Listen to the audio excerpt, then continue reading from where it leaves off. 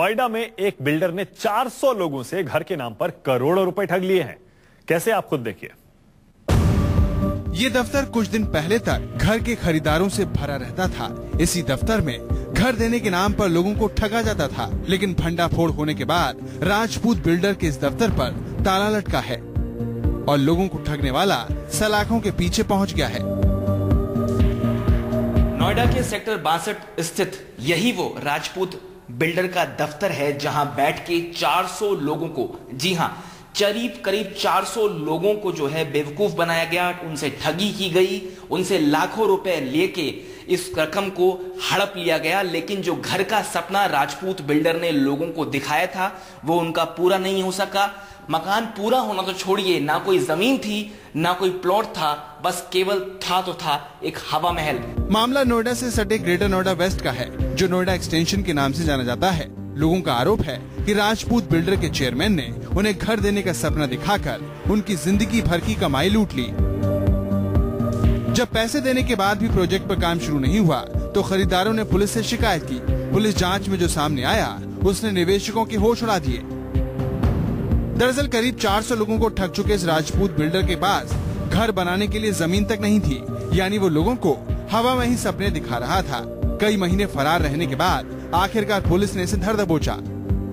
इसको जो बहुत दिनों से फरार था, इसको गिरफ्तार किया और गिरफ्तार करके इसको संबंधित धाराओं में जेल दिया जा रहा है। अब रिकवरी के लिए इसकी जो अचल संपत्ति है उसकी खोज पुलिस द्वारा की जा रही है और अगर वो पाया जाता है तो उसको सीज किया जाएगा और उसमें भी जब्त करके कार्रवाई की जाएगी। सैकड़ों लोगों की नींद छीनने वाला ये बिल्डर भले ही सलाखों के पीछे हो, लेकिन ये खुद को बेकसूर बता रहा है।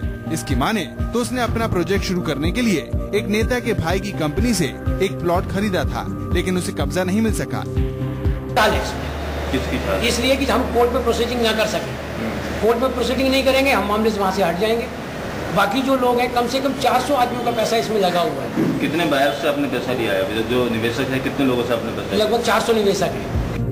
निवेशक सुनील राजपूत की गिरफ्तारी से खुश तो हैं, लेकिन अब उन्हें डर सता रहा है कि क्या उन्हें उनका पैसा वापस मिल पाएगा। जो ये राजपूत प्रॉपर्टी है, ये कहते जा रहे हैं कि मेरा फलाने से केस चल रहा है, दूसरे से केस चल रहा है। उसके लिए जब वो उस केस को सेटलमेंट हो जाएगा तब ये देखेंगे। इसके पास ये कहता है कि मैंने 1 महीने के अंदर ही सारा पैसा कंस्ट्रक्शन में लगा दिया। सस्ते घर का सपना दिखाकर कई बिल्डर निवेशकों को ठग रहे हैं, लेकिन इसे रोकने के लिए न तो सरकार परेशान दिखती है और न ही अथॉरिटी, जिसकी वजह से हजारों मासूम लोग आशियाने के सौदागरों का शिकार बन रहे हैं।